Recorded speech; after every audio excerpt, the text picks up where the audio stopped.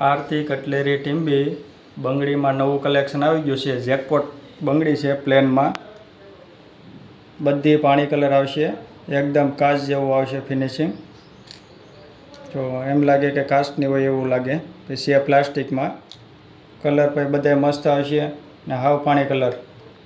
જો આમાં બધા કલર જોતા થયો, બધા કલર મસ્તના છે। બંગડી સુડલામાં નાખ્યો એટલે સીધી શૂટ જ થઈ જાય। 6 બંગડી પછી પહેરી કે ચૂડલામાં પછી મેચિંગ કરી કે